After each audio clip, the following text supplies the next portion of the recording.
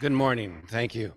The Central Coast Veterans Museum has been here for almost 21 years.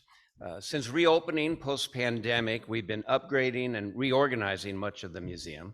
However, our mission remains the same, and that's to honor, remember, and preserve the sacrifices of our veterans, particularly our Central Coast veterans.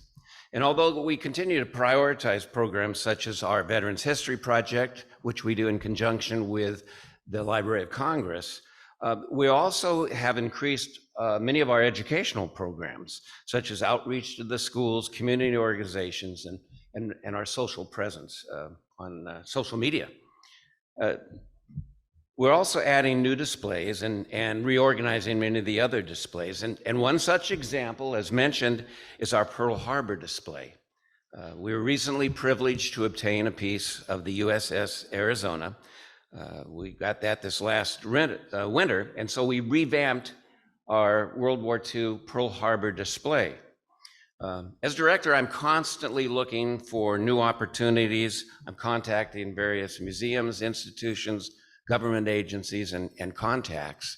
And recently, I was talking to one of those contacts, a friend who's a lieutenant commander in the Navy who's been stationed at Pearl Harbor on several occasions. He mentioned to me that the Navy was looking at a new program in which, if you qualified, you could get a piece of the USS Arizona superstructure. Well, I immediately jumped on that and contacted the Navy Museum in Pearl Harbor.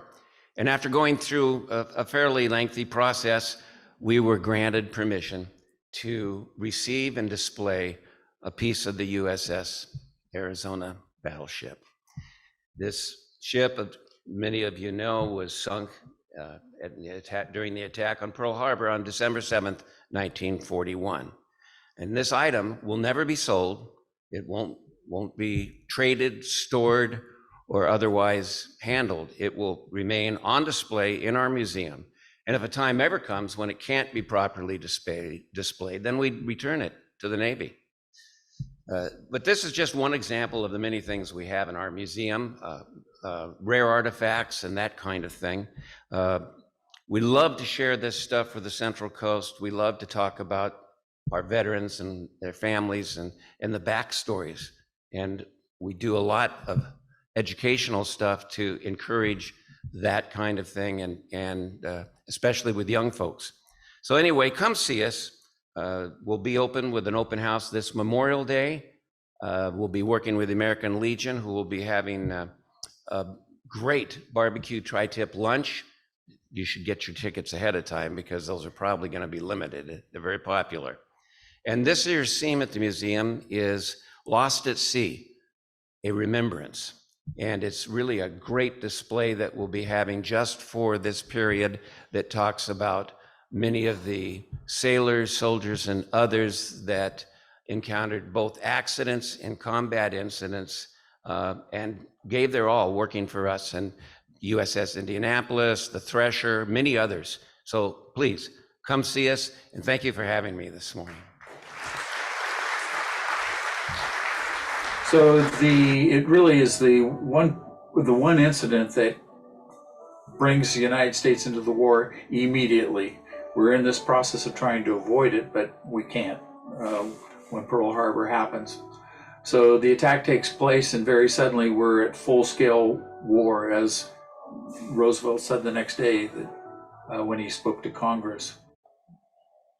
Today is Thursday, July 15th, 2010, and this is the beginning of an interview with Lawrence Wayne Pierce at the Central Coast Veterans Memorial Museum in San Luis Obispo, California. But fortunately, I was petrified and I couldn't move, and therefore they just got me in both arms. And I stood and was just scared to death. That was as close as I came. I was in a place where I could see the Nevada too when it was going out, and I saw it under the heavy attack of dive bombers. It seemed like they were just going one right after the other, and that there were a whole lot of damaged ships in the harbor that they went right to work on. And of course, the air base itself had been, we had several of our buildings were destroyed. Airplanes were, you felt sorry for even the survivors who were not hurt that came off the ships, of course, had to swim through oily water and all that. And couldn't take a bath when they got there, couldn't clean up. And we're just probably in shock.